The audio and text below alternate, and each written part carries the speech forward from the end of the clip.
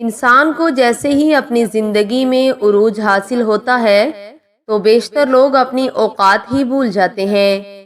انہیں نہ مرنا یاد رہتا ہے اور نہ قیامت کے دن اپنے خالق کے سامنے پیش ہونے والے وہ لمحات یاد رہتے ہیں جہاں انسانوں کے اعمال کو ترازو میں تولا جائے گا۔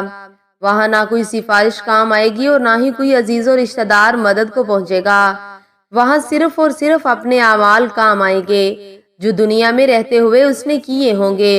قبر میں اترتے ہی انسان اپنا نام اور کام کھو دیتا ہے۔ سب اسے میت کے نام سے پکارتے ہیں۔ ایسا ہی ایک عبرتناک واقعہ میری نظر سے گزرا۔ ملک غلام محمد کی قبر آج بھی گورا قبرستان میں موجود ہے جو کراچی میں عیسائیوں کا مشہور قبرستان ہے۔ ہوا کچھ یوں کہ یہ سابق گورنر جنرل 12 ستمبر 1956 کو لقوا بلڈ پریشر اور فالج کے مرض کے ہاتھوں 61 سال کی عمر میں لاہور میں فوت ہوا تھا۔ اس کی وصیت تھی کہ مرنے کے بعد اسے سعودی عرب میں دفن کیا جائے، لہٰذا لاہور سے کراچی لا کر اس کی لاش کو امانتاً گورا قبرستان میں دفن کر دیا گیا۔ پھر کچھ عرصے بعد وصیت کے مطابق اس کی لاش کو سعودی عرب منتقل کرنے کے لیے ایک فوجی افسر، ایک ڈاکٹر، کچھ پولیس اہلکار، 2 گورکن اور اس کے قریبی رشتہ داروں کے سامنے جب قبر کو کھولا گیا تو وہ لوگ یہ منظر دیکھ کر خوف زدہ ہو گئے کہ سابق گورنر جنرل پاکستان کے تابوت کے گرد ایک سانپ چکر لگا رہا تھا۔ گورکن نے اس سانپ کو لاٹھی سے مارنے کی جتنی بار بھی کوشش کی، ہر بار سانپ اس کے وار سے بچ جاتا۔ پولیس انسپکٹر نے اپنے پستول سے 6 کی 6 گولیاں سانپ پر داغ دیں، سانپ کو ایک گولی بھی نہ لگ سکی۔ پھر وہاں موجود ڈاکٹر کی ہدایت کے مطابق سانپ کو مارنے کے لیے قبر میں زہریلا سپرے کیا گیا۔ 2 گھنٹے کے بعد جب دوبارہ قبر کھولی گئی تو سانپ اسی طرح قبر میں زندہ موجود تھا اور سابق گورنر جنرل کے تابوت کے گرد چکر لگا رہا تھا۔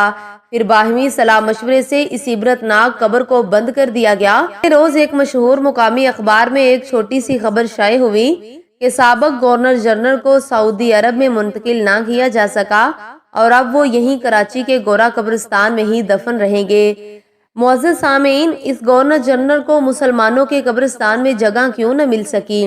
یہ بھی ایک عبرتناک حقیقت ہے۔ اس شخص نے اپنے عہدے پر رہتے ہوئے قادیانیوں کو خوش کرنے کے لیے 1953 کی تحریک ختم نبوت کے دوران تقریباً 10,000 مجاہدین کو لاہور میں شہید کروایا تھا۔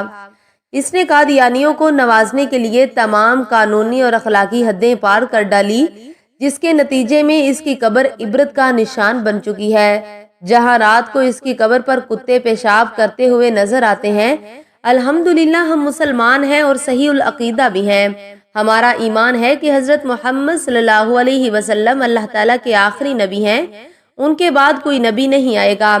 سابق گورنر جنرل غلام محمد کی موت اور عیسائیوں کے قبرستان میں تدفین اور قبر کے اندر ایک بڑے سانپ کی موجودگی سے ان تمام لوگوں کی آنکھیں کھل جانی چاہیے جو اب بھی سے پردہ قادیانیت کے پرورش اور افزائش میں کسی نہ کسی طرح مصروف عمل ہیں۔